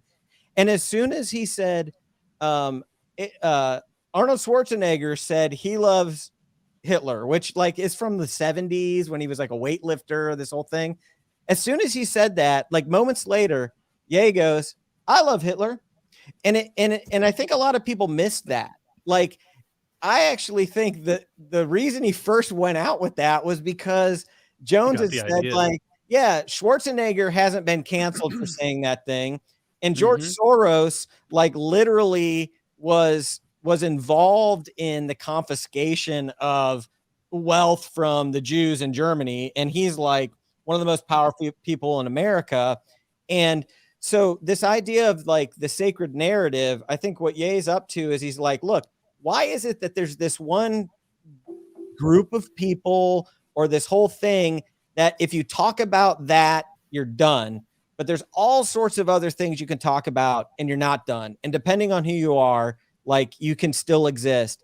And I think he's tapped into something about that. You can talk about whether or not the strategic way of going about it or what he's up to, like, fine. But I think he's shedding a light on something that's a disconnect or a hypocrisy or whatever. And it's coming. You know what can I make 2 quick points? Yeah, Clint put his hand up. He can go top. Sorry. I don't want to forget them. One, he started down this path, I mean, long ago, but he really started it when wearing the MAGA hat. Because I don't think he was like actually like Trump's our savior. He was just like, this is the group of people that is not allowed to speak. So he found a home in that for whatever reason, and he knew it would be self-sacrificial to go that path. And my second point is really important. I just realized as you were talking, actually, is that I think because he has this desire to martyr himself on the cross of free speech, he sees in Elon a fake prophet. He sees a guy who's out there saying, I'm going to give free speech back to the world, and he's not doing it. And that pisses Kanye off. So he wanted to go directly at him and say, look at this fraud. I'm the real fucking truth in this situation. Yeah. And, you know, whether or not that's true or not, I think that was why he did what he did. All right, Top, I'm going to let you finish. But I do want to say, I do think in a weird way, he's almost like, I feel like I'm like hyping this up like a lot, but I don't know, maybe it just spoke to me in a certain way. And like, obviously everyone's saying, oh, haha, the anti-Semitism, but no, like, he's really pushing the Overton window. And like, I know, especially us coming from this libertarian perspective, we're all about like, well, we got to the right arguments, go that. And we always have this lip service to like, hey, culture, art, this, that. This motherfucker found the perfect combination of all these things and is fucking just charging headlong into it. Like, he's coming from this artistic thing. Like, he's coming from this place of like I was kind of getting at earlier. I don't know if it was when Jason was on or before, where it's kind of like the idea of like it's kind of like an art thing. You leave it up to the interpretation of the individual, and it allows people to sift them out into their proper groups. And if like same thing with the Raelian symbol that he put up, like if you see the Raelian symbol and love everyone and your immediate thing is outrage, you are not an individual to be taken seriously and should be disregarded. And there's something to this phenomenon of what Ye is doing right now. Whether you agree with it entirely or not. I don't agree with it entirely. I'm not a big fan of some of the stuff he said about Russia or some of the different aspects. I'm an atheist, but I can respect some of his religious takes, because I grew up in the church and I understand what he's saying. So. Well, and I want to say a little something about that. Like, you know, from the standpoint of, you know, when Freedom Fest went down, right? Freedom Fest happened and the SPLC, I think, or the Daily Beast, I forget who wrote the article, SPLC maybe. They were like, you know, Andrew Yang is the face of white supremacy because Clint Russell said this, and Reed Coverdale and Ryan Dawson and Nick Fuentes, and it's like this whole thing. And it's like, that's a true story for those that don't know. That actually happened. It happened. And it's like, listen, we're all white supremacists according to the establishment and the mainstream media. So there's a certain world where it's like, look, if this is just clown world, right? And if the media just says we're all white supremacists, there's a world in which Ye can find a contingency of people who are like, yeah, right. Let's just support Ye for president who says, I love Hitler.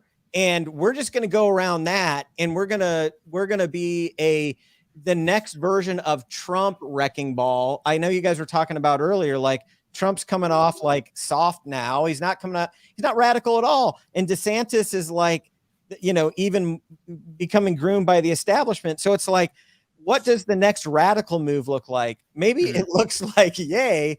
And I think people are underestimating the the energy that could come around something like this from a standpoint of like mockery of the system, exposing it for what it is, a rigged game, and the fact that they are just going to demonize the opposition anyway. So it's like, fine, let's lean into it. This is what we're going for. That's something I see here, right? I see that in the energy around Nick Fuentes and like the dissident right and like the younger generation. I think it's something to consider. Yeah, that 2016 MAGA energy is still in the ether. Yeah. Oh, hell yeah. And Trump has just completely abandoned it. So, you know, Kanye noticed it, picked it up. He picked up Milo, and although I don't think Milo's with him, but yeah, all those old faces. Milo's been fired. Yeah, I think what would be very interesting is if he were to come out, say, a year before the election and say, what I've been doing is tested, like what my analysis of what he's been doing. If he were to come out and say it publicly, like, I have no hate in my heart for Jewish people, I have no hate, you know, like if he were to just like come clean about, I've been doing this character to demonstrate that there are certain things that we're not allowed to talk about, and this is fucking America, and we're allowed to talk about whatever we want. And like, if he could pivot it properly, it could be incredibly galvanizing and powerful. I'm not sure that he's actually, if that's his intention or if that's what he wants to do.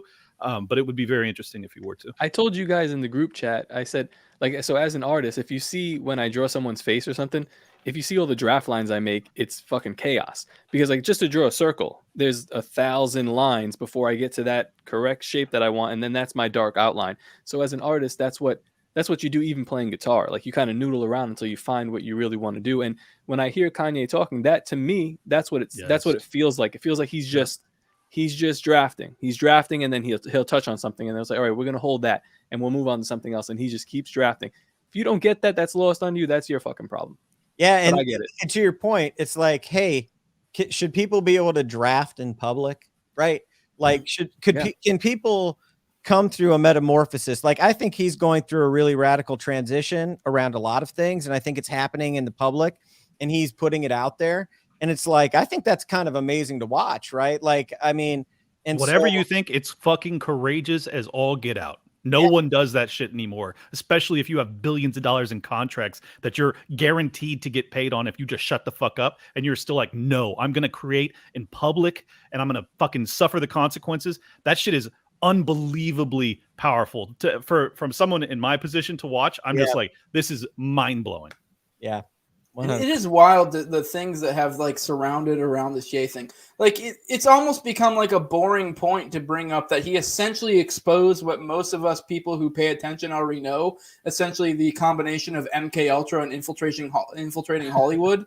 Like, and this is a boring point in regards to Ye at this point. And it's like for me, I'm like we just skipped past that. Like, and like, I get why we did, but it's, I don't know. Is it like, for me, it's just like beautiful performance art. I don't know, like looking at it from a larger perspective and not just like, oh my God, he said this, he said that. Like, I don't know. I genuinely find it to be kind of borderline like heroic and fucking like maybe genius, maybe crazy. It's hard to discern the two, which I think is when you see true genius, that's probably what it is. And I'm not saying he's a fucking Murray Rothbard that understands political philosophy perfectly well. Yes, obviously, if you listen to his ass when he's talking about political, you know, when he's talking about like Russia or whatever, like, yeah, he's a little retarded there. Like, but that's not his thing. He's very similar to Trump. He has this like this creativity and this charisma that he just kind of stumbles into sometimes, but then some of it, like, this is what we've been doing throughout Trump's entire presidency, is like arguing, is this fucking tactically genius, like that's the 12D chess thing, or is he a fucking moron, is he a dangerous reckless lunatic, you know? It's like all of these same conversations. He's doing this better than Trump in a way, because he's delegating responsibility. Like, they ask him a question he doesn't know about. He's like, yo, Nick, take that question. And I've seen people say like, Trump never did that. Yeah, no, he's like, look at him deferring to Nick Fuentes, where he's like, well, Nick studied the topic. He knows, and he'll explain it eloquently. Meanwhile, I mean, Trump will tell you to, you know, I think something about bleach, they're putting it in your and you know, that was taken out of context, and fuck those people for doing that. But yeah, I mean, Kanye, it's about who you surround yourself with, and the responsibilities you delegate. I think Kanye did a good job there. And I want to point something out. Like, listen, look, if well articulated policy positions that make consistent logical sense freaking mattered, Ron Paul would have won like 2 terms, right? It's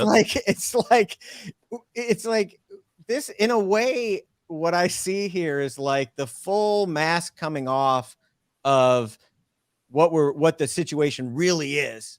It's like this whole thing is a bit of a sham and a joke. It's rigged in numerous ways. I'm not talking about the election necessarily. I'm just talking about like, guys, we know we're in this total disaster mess of special interests and like, you know, establishment, deep state and all that. And it's like, dude, what do we need? It's like, maybe Ye's the hero we need, right? Like, as crazy as that sounds. And, you know, like I said, you know, I came away from this experience being like, what does this mean? Like, what does this all mean? And I want to see it play out. Like, I think there's some things that are being exposed, some things that are being revealed. Ye may be a martyr who is, you know, his career and his life burns out in order to blaze a path that others can walk behind. And he's articulated that and recognized that, you know, like there were some things he said to us in private where he was like, I'm breaking through the wall so other people can come past me, you know, after me. And it's like, that's wild. And that's powerful shit though. I've said similar things on my show and people get really mad at me when I do it, but I'm like, this is what we need. We need people that are willing to demonstrate some level of self-sacrifice. Like we're up against it. And I don't understand why more people don't fucking appreciate the sacrifice that he's demonstrating to, like, if you really care about social credit scores and the deplatforming and the censorship apparatus and the control mechanisms that exist in this country, you should identify that, like, he is showing it to the world. He's showing all the different layers and levels of this thing. Like, to me, that's so important. And I will forever be in his debt for that singular, you know, lesson that he's teaching. That video, I remember that he made Jesus Walks. There was a lot of people offended about that him portraying himself as Jesus kind of carrying the cross. And it's kind of like, do we live in a simulation? Like, what the fuck is going on right now? It's kind of strange. I want to bring it back to religious thing too, real quick, because I do love the idea of how everyone gets offended. But if you actually watch the interview, a lot of what he's saying is based in religious ideology. And me being I could be the ready atheist and point out that like there are verses in the Bible that say the exact opposite. But at the same point, it's like if you grew up in the church, you know, generally speaking, what the church was pushing for. And like the message of Jesus, like, to be fair, a lot of the verses about like rejoicing when your enemy dies, those are mostly in the Old Testament. So the words of Jesus were mostly about love, loving your enemy, turning the cheek, you know, forgiving. And there are people that are trying to burn him, like burn Ye for simply saying, love everyone. Yes, I love the Zionists. Yes, I love the Jews. Yes, I love the Nazis. Yes, I love Hitler. And even with the thing, like, it was like a lot of people point out, like, oh, well, he said, you know, Hitler has a lot of things of value. That's even from a Christian perspective, you can point out, yeah, because he's making the point that sin is of the devil and fucking, like, everyone has something good about them. You know, God made everyone individual and beautiful, and everyone had something to contribute. Everyone has something good about them, no matter who everyone it is. is capable of redemption. That's also like the main Christian tenet. There's something I want to contribute to this because, you know, I was actually a Baptist pastor for several years. I planted a church in 2003, and I was a pastor for about 3 years, in 2003 to 2006, and I got out of that because of a number of reasons, but then I got involved in the Ron Paul campaign, and now here I am. But it's like, what's interesting about that is like, you know, love your enemy is really like the most difficult of the commandments to adopt, right? Because what people do is people are like, love my enemy. Oh yeah, that's that person who said mean things about me. Okay, I guess I'll love them. And it's like, no, what about someone who wants to murder you, right? It's like Jesus actually like forgiving and loving Judas, right? And like all of that stuff. And then it's like, if we expand on that with what Ye was saying, it's like, dude, this is actually some actual Christian doctrine here, right? Which is like this idea of people who are enemies finding a way to love each other. So number one, I think, you know, he might not be the perfect expositor of that, but like that's actually legitimate. And then the second thing I want to say is you guys talked about this earlier, you know, the whole idea of Israel and the nation of Israel and in God's plan and revelation, all this, there is a big sect of evangelicalism that believes that like there's this future plan for Israel and the Jews will be saved and all of this stuff. And there's people aren't aware of or underestimate the amount of people who have a belief in end times eschatology or have been trained in a certain way about biblical scripture in the New Testament that like funnels into the whole Zionist movement. Like I learned that like God's hand with the Balfour Declaration, and this was a fulfillment of prophecy and all this stuff. Like there are hundreds of thousands or millions of Christians who have been taught this, right? And so this is like an underpinning of Christian conservatism that gets people to be blind about some of the other more political nuances about the nation of Israel, the Jewish people, all of this stuff. And so it's a real obstacle to people understanding the complexity of Israel and the influence in the United States, all of the other stuff like Mossad, Epstein, all of the other rabbit trails, right?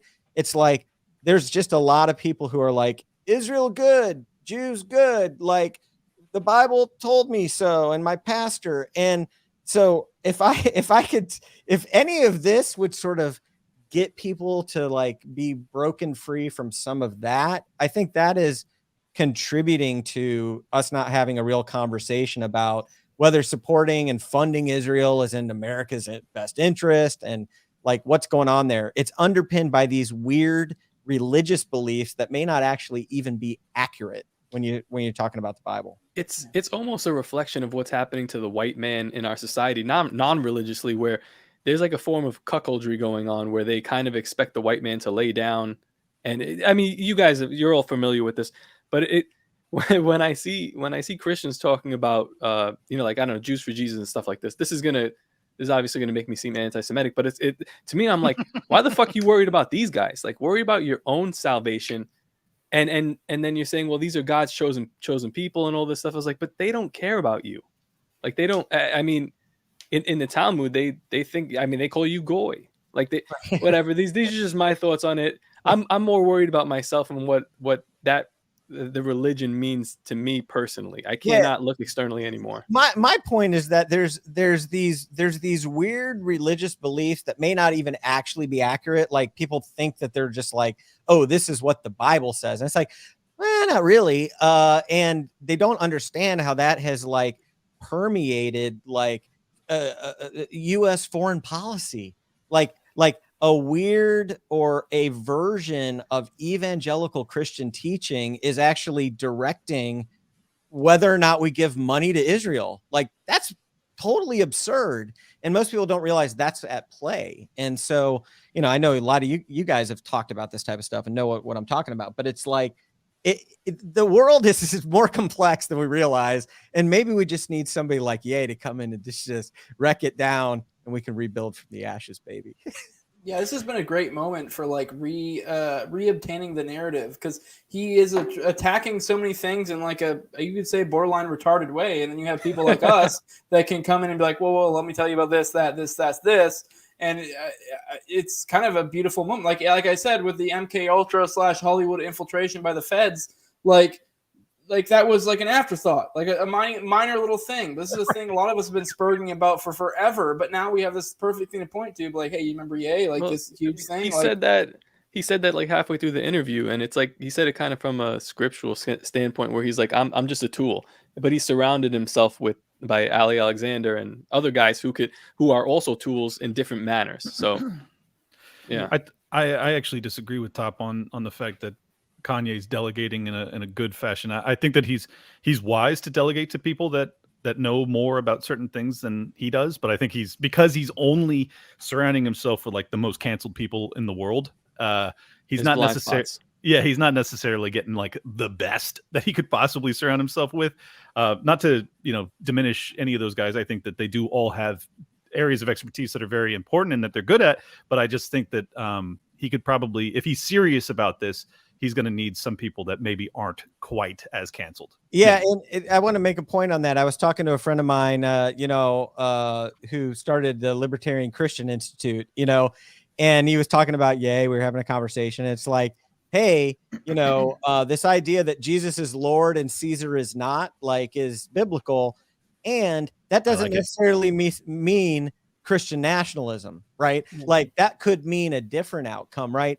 And wouldn't it be cool to get like a libertarian Christian who understands scripture to have a debate with a Christian nationalist? The problem is we can't platform Christian nationalists. Like, hey, if I want to have a debate with Nick Fuentes, if anyone does, forget about it. You lose your channel. If you want to bring Ye on, forget about it. So this is the problem with, and it's one of the reasons why when we made the film on Nick, I was like, look, Nick is a significant figure. He's having an impact. I think I'm vindicated in this. I'm like, look, he's hanging out with Ye, guys. And so, and it's like, such a hardcore white nationalist kicking it with the black dude. Yeah, right. Yeah, it's like, look, cancellation is not the answer. It's like, let's engage in the conversation, right? Like, what's the problem here? And so I'm hoping this creates a space, by the way, where it's like people like Nick is mainstreamed a little bit more, where he can get on and do another debate with Dave Smith and do this, and Ye will get on with like whoever. Like, I'd love Ye to talk to Ben Shapiro and them have like a conversation and a debate. But that would be fucking incredible. Yeah. Yeah. I would drop everything. If I had a recording with fucking Jimmy Dore and Dave Smith, I'd be like, no, I have to watch this Ben Shapiro versus Kanye West debate. It's gonna make a whole lot of Shapiro jokes. It's gonna be amazing. But yeah, it's just like, I just want to see more of the conversation, right? Like, let's get it. Let's let the best ideas win. Why the fuck would libertarians not all be super pumped about that? I think we have the best ideas. Let's go to war. Libertarians have been awful, completely awful about this. But I have been great on this. How dare you? I don't consider you libertarian because you're good on most things. But this has been such a blind spot for them, as has the culture in general been. So whatever, no surprise there. That's such a great point. It's the people that ignore culture that have come out on the wrong side of this. Yeah, because they're just terrible. They never see the other. Like, it's such a basic bitch way of viewing things. They're just like, he's saying things I disagree with. Cancel him. It's evil. It's awful. It's like, no, just fucking dive a little bit deeper. Have a little courage to actually listen to what he's saying. Think, does he actually mean all of this stuff? Like, just consider for a second that this is performance art. Can you do that? Are you capable of actually thinking a little bit deeper? And a lot of people have proven they're not really capable. I do want to bring up a specific, I can't remember the specific Bible verse, but this is a Bible verse. I feel like there's some parallels here. This is a Bible verse that a lot of people bring up when it comes to like whether Christians should be anarchists or whatever, or whether they should serve the state. I believe it was Jesus being questioned by the Pharisees, and they were asked, like, whether they should tax or whatever. And he said, give unto Caesar what is due, or to Caesar, or whatever is due to Caesar, or whatever. I forget exactly how it's phrased. I'm sure Jason knows. He probably could tell me a lot better. But you could interpret that. The whole point of that is like, that was almost performance art. Like the way he worded that is like, okay, but what is owed to him? What is owed to him? Yeah. Like how do you interpret that? What does that mean? I don't know. Exactly. Yeah. That's the point. It's like, if anything, there was a crafty answer from Jesus to be like, well, you got to give to what's owed to him. It was, if anything, it was kind of like a way to fuck with the Pharisees and be like, hey, interpret this however the fuck you want. Because I interpret it as, I don't know Caesar shit. Exactly. Or you can interpret that as a little cocked bitch and be like, no, apparently I owe him $350. Like, I know what my tax bill says. That verse, along with Romans 13, are typically the ones that people use to like say, hey, you gotta, obey the government. And I think in that particular one where he's like, render unto Caesar what Caesar's and unto God what's God's, it's like, well, there's an argument to be made that like Caesar doesn't own shit. It's like, and it's like, he might have his image on this coin and well, forget it. That's fine. I'll give him the coin, but like my life belongs to God. Right. And then in Romans 13, there's this whole chapter that's like really a lot of people use to justify obedience to the government. But what's interesting is that whole passage talks about like those that are like a just government. Right. And it does say, look, the government wields the sword. So if you're going to go up against the government, you need to be prepared for them to wield the sword against you, right? So if I say taxes are illegal and immoral and unconstitutional, and I decide not to pay them, like I can still get my ass thrown in jail. right? But that just government should be obeyed. I believe this is what you can get from this passage, because it's just government that has the hand of God and the blessing of God on it, but unjust government is not to be obeyed in an unjust way. And I think like we've been under unjust government for like friggin' decades, a century, whatever it is. This whole thing you guys were talking about earlier, Trump and the Constitution. It's like, bro, the Constitution's been dead for 100 years. Like, it's a boomer idea that like to cite the Constitution. It's like, dude, we're past that. It's the rules of engagement now is power, and that's what it is. I'm sorry. We can use the Constitution to bludgeon them and be like, you guys are supposed to obey this, but it has no power to control the power. And so, from a standpoint, a Christian standpoint, it's like, it's our job, I believe, to rise up against unjust government, to stand in a wise way, understand I might get the sword. They might come after me, but it's like, look, I can't disobey my conscience in that. And so I think there's something there for people to take away. I think that's what Kanye's doing. And he's rising up in a way that he's just like, look, damn the consequences. Sorry with the religious use of damn. I probably shouldn't have said that, but he's just Pastor Jason forgives you. Yes, thank you. But I think that there's just a beauty in it. I like, even if I disagree with you, I think that anytime I see a level of just faith, it's faith. Like what he's doing, it speaks to me in a way. Courage in your convictions. Yes, exactly. It's not to get too like spiritual here, but at times I do feel like a lot of the hubbub about Kanye West is not necessarily about what he's saying about the Jews or whatever kind of bold statement he has. And it's kind of like his unabashed exclamation at unabashed support for God and what he believes, but really just for God. It's almost like the stereotypical pointing the cross at a demon and they start to scream, that kind of thing. It just kind of, again, I'm not like super religious, but I know in 2019 he made Jesus his king, and then his life pretty much fell apart in numerous different ways, and that leads us all the way to here. But every time he kind of boldly proclaims this, part of me is like, I love that. Even though, I don't really go to church that much anymore. I hold my beliefs, but I'm like, I love that because he's actually like doing something that matters. In my opinion, I'm not really sure exactly where to put it, but there's a bravery to it. Totally and I think agree. That's the conspiracy with Michael Jackson as well, is once he started putting out positive music and like then all these things came out. I mean, don't get me wrong, maybe he was a child molester, but there is a deeper conspiracy that maybe it was completely bullshit. And it would seem to be coincidental. Like once he started putting out positive music, also started kind of like implying in some of his lyrics some negative aspects of the industry and how they were trying to like manipulate him. As once guess what Michael did, wacko Michael, or where the fuck his little thing was. I mean, let's be honest. What he proved with those texts from Pasternak is like there is a control apparatus that exists at the highest level of pop culture, and I think that, from my vantage point, like I would like to, like if I were to have an interview with Kanye, that's what my focus is. Like, right. Everyone wants to ask him about this Jewish thing, and I'm like, that to me is totally disinteresting. Yeah. What's very fucking interesting is our entire media apparatus being manipulated at a very, very high level. And can you give me insight into that? Because obviously you've experienced it in a very intimate way, in a way that's almost wrecked your entire fucking life. So like, why aren't people getting him to open up about that? They just want to fucking hammer the Jewish question because I guess that gets the clicks. But I'm like, no, easy. This is the value here. Like he knows as well as anybody. I agree with that, dude. I think there's some real stuff to mine in that whole situation, right? And he's brought it up on a couple of interviews. He talks about, like, I think that really rocked him for sure. The other thing I just want to say, tell him to come on my show, Jason. Tell him. All right, hang on. Give us Ye's number. Let me text him real quick. No, you have Nick's number. You tell Nick, and Nick tells Ye, and then boom, I'm fucking. That's it. Yeah. I want to say real quick. One other thing that's interesting is, the more he loses for standing up on this, it's having the impact of confirming to him, like, that his own righteousness, right? Because he's like, look, God had to take things away from me to purify me as a vessel to do what he's called me to do. So that's also an said that. interesting situation, right? It's like the more that comes at him, the more he feels to double down on it, which I think that's something that people fear.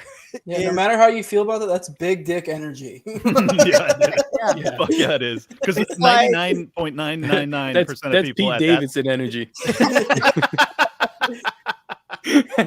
Dude, I got so upset. Someone online, I can't shit. remember who, put some post that was like, "Oh, he said more nice stuff about him than about Hitler than he did about Pete Davidson." It's like, if you as a human being have more Yeah. problems with Hitler than you do your old lady's new your baby dad baby mama's your new fucking coxman. yeah your baby mama's new boo that's tattooing your children's name on them. If you literally have more contempt for Hitler, you have your priorities out of fucking whack. Hitler's been dead for 75 years. Relax. This dude's fucking your wife right now. Exactly. Well, hey guys, listen, I gotta bounce. I'm stoked you guys brought me on. I would love to come on another time with you guys. You guys that's are fun. a lot of fun to hang out with. But yeah, I appreciate it, man. This has been Yeah, no problem. Anything Was you'd that like the- to plug? Was that the entirety of the story, real quick? I mean, pretty much. Okay, I mean, pretty much, okay. that was I pretty much covered the bases. I went and took him and bought the net from the sporting goods store, so that was kind of fun. But yeah, no, that was my story. That's my take. And man, go to My Movies Plus, support My Movies Plus. That's where my 2 films are at right now. The Most Canceled Man in America is free. Go check it out. And Q sent me. The first episode of that is out. I was on Clint's episode not too long ago to talk about that. And, just support the work we're doing. But I'm still canceled all over social media, so you can't find me there. Promo code Liberty. Get $5 off the annual subscription. Do it now. Real quick, just out of curiosity, is this the first place you've talked about this?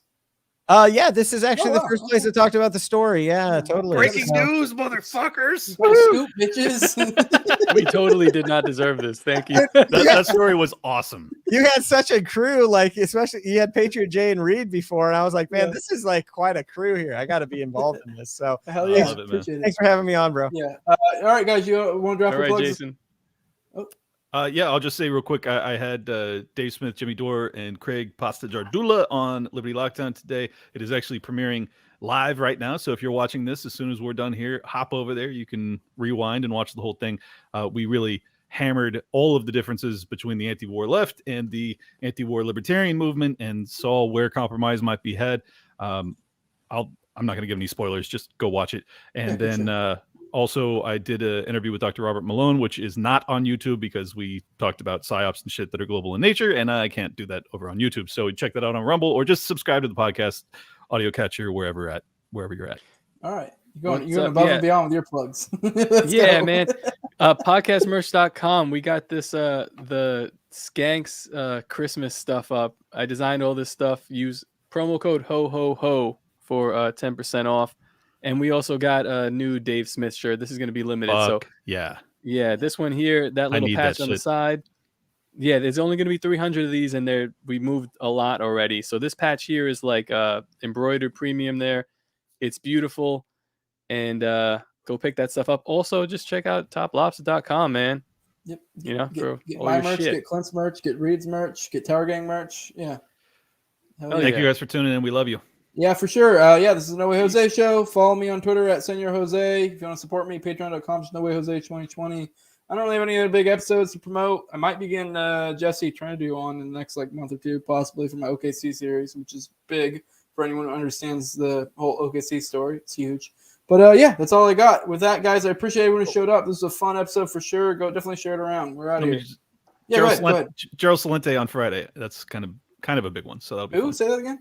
Gerald Salente. He's a madman. You guys never heard look about him. You want to expound on that for the Nope. audience? Nope. If they know who he is, they'll be pumped. And Go if they watch don't, it. fuck it. Yeah. All right, yeah, watch it. Either way, it's gonna be good. All right, we're out of here, bitches.